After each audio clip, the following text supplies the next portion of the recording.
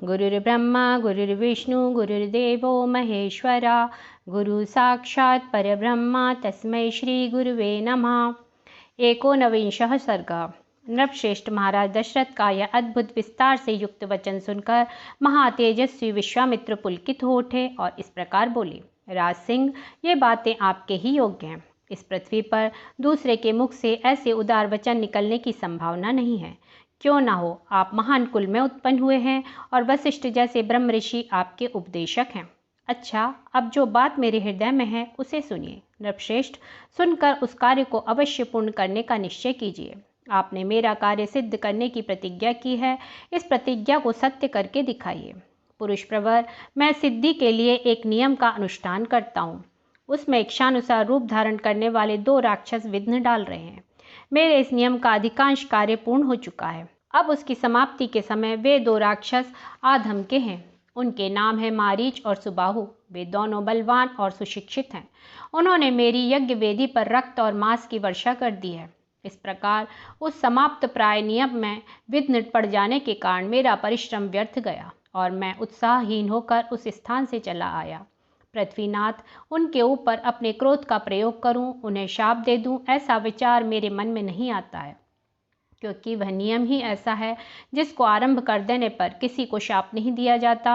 अतः नृपश्रेष्ठ, आप अपने काक पक्षधारी सत्य पराक्रमी शूरवीर ज्येष्ठ पुत्र श्री राम को मुझे दे दें। ये मुझसे सुरक्षित रहकर अपने दिव्य तेज से उन विघ्नधारी राक्षसों का नाश करने में समर्थ हैं। मैं इन्हें अनेक प्रकार का श्रेय प्रदान करूंगा, इसमें संशय नहीं है।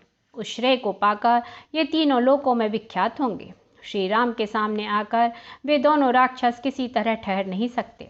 इन रघुनंदन के सिवा दूसरा कोई पुरुष उन राक्षसों को मारने का साहस नहीं कर सकता।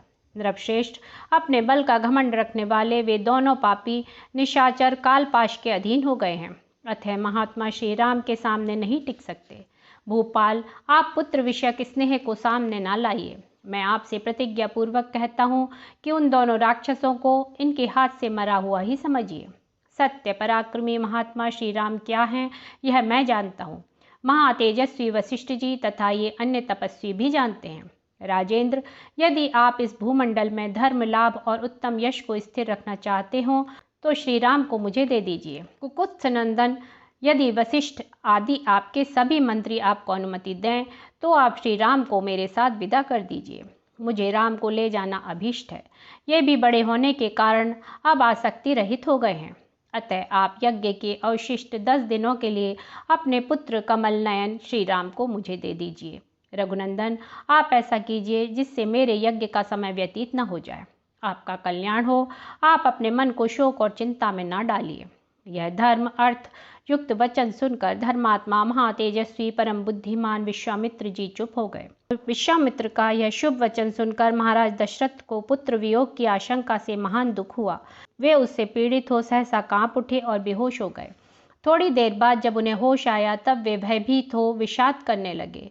विश्वामित्र मुनि का वचन राजा के हृदय और मन को विदीर्ण करने वाला था।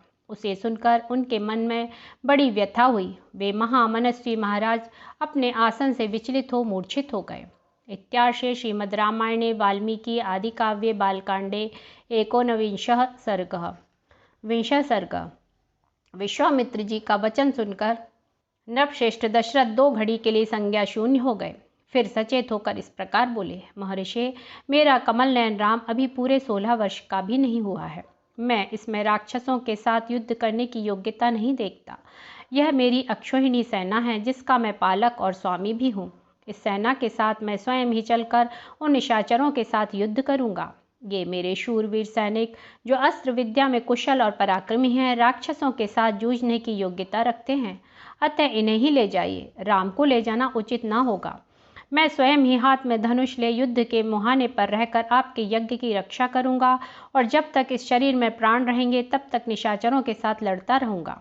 मेरे द्वारा सुरक्षित होकर आपका नियमानुष्ठान बिना किसी विघ्न बाधा के पूर्ण होगा। अतः मैं ही वहां आपके साथ चलूंगा। आप राम को ना ले जाइए। मेरा राम अभी बालक है। इसने अभी तक युद्ध की विद्या ही नहीं सीखी है। यह दूसरे के बलाबल को नहीं जानता है। ना तो यह अस्त्र बल से संपन्न है और न युद्ध की कला में निपुण है। अतः यह राक्षसों से युद्ध करने योग्य नहीं है। क्योंकि राक्षस माया से छल कपट से युद्ध करते हैं। इसके सिवा राम से वियोग हो जाने पर मैं 2 घड़ी भी जीवित नहीं रह सकता। मुनिश्रेष्ठ, इसलिए आप मेरे राम को ना ले जाइए। अथवा ब्राह्मण, यदि आपकी इच्छा राम को ही ले जाने की हो तो चतुरंगिणी सेना के साथ मैं भी चलता हूँ, मेरे साथ इसे ले चलिए। कुशिक नंदन, मेरी अवस्था 60,000 वर्ष की हो गई है। इस बुढ़ापे में बड़ी कठिनाई से मुझे पुत्र की प्राप्ति हुई है, अतः आप राम को ना ले जाइए। धर्म प्रधान राम मेरे 4 पुत्रों में ज्येष्ठ है, इसलिए उस पर मेरा प्रेम सबसे अधिक है, अतः आप राम को ना ले जाइए। वे राक्षस कैसे पराक्रमी हैं, किसके पुत्र हैं और कौन हैं, उनका डील डॉल कैसा है, मुनीश्वर उनकी रक्षा कौन करते हैं, राम उन राक्षसों का सामना कैसे कर सकता है। ब्राह्मण, मेरे सैनिकों को या स्वयं मुझे ही उन महायोधी राक्षसों का प्रतिकार कैसे करना चाहिए। भगवान, ये सारी बातें आप मुझे बताइए। उन दुष्टों के साथ युद्ध में मुझे कैसे खड़ा होना चाहिए, क्योंकि राक्षस बड़े बलाभिमानी होते हैं। राजा दशरथ की इस बात को सुनकर विश्वामित्र जी बोले, महाराज, रावण नाम से प्रसिद्ध एक राक्षस है जो महर्षि पुलस्त्य के कुल में उत्पन्न हुआ है। उसे ब्रह्मा जी से मुंह मांगा वरदान प्राप्त हुआ है, जिससे महान बलशाली और महापराक्रमी होकर बहुसंख्यक राक्षसों से घिरा हुआ वह निशाचर तीनों लोकों के निवासियों को अत्यंत कष्ट दे रहा है। सुना जाता है राक्षस राज रावण विश्रवा मुनि का औरस पुत्र तथा साक्षात कुबेर का भाई है। वह महाबली निशाचर इच्छा रहते हुए भी स्वयं आकर यज्ञ में विघ्न नहीं डालता। इसीलिए उसी की प्रेरणा से 2 महान बलवान राक्षस मारीच और सुबाहु यज्ञों में विघ्न डाला करते हैं। विश्वामित्र मुनि के ऐसा कहने पर राजा दशरथ उनसे इस प्रकार बोले, मुनिवर, मैं उस दुरात्मा रावण के सामने युद्ध में नहीं ठहर सकता। धर्मज्ञ महर्षि, आप मेरे पुत्र पर तथा मुझ पर मंदभागी दशरथ पर भी कृपा कीजिए, क्योंकि आप मेरे देवता तथा गुरु हैं। युद्ध में रावण का वेग तो देवता, दानव, गंधर्व, यक्ष, गरुण और नाग भी नहीं सह सकते, फिर मनुष्यों की तो बात ही क्या है। मुनिश्रेष्ठ, रावण सम्रांगण में बलवानों के बल का अपहरण कर लेता है, अतः मैं अपनी सेना और पुत्रों के साथ रहकर भी उससे तथा उसके सैनिकों से युद्ध करने में असमर्थ हूँ। ब्राह्मण, यह मेरा देवोपम पुत्र युद्ध की कला में सर्वथा अनभिज्ञ है। इसकी अवस्था भी अभी बहुत छोटी है, इसलिए मैं इसे किसी तरह नहीं दूंगा। मारीच और सुबाहु सुप्रसिद्ध दैत्य सुंद और उपसुंद के पुत्र हैं। वे दोनों युद्ध में यमराज के समान हैं। यदि वे ही आपके यज्ञ में विघ्न डालने वाले हैं तो मैं उनका सामना करने के लिए अपने पुत्र को नहीं दूंगा, क्योंकि वे दोनों प्रबल पराक्रमी और युद्ध विषयक उत्तम शिक्षा से संपन्न हैं। मैं उन दोनों में से किसी एक के साथ युद्ध करने के लिए अपने सुहृदों के साथ चलूंगा।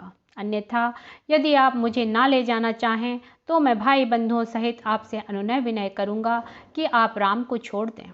राजा दशरथ के ऐसे वचन सुनकर विप्रवर कुशिक नंदन विश्वामित्र के मन में महान क्रोध का आवेश हो आया।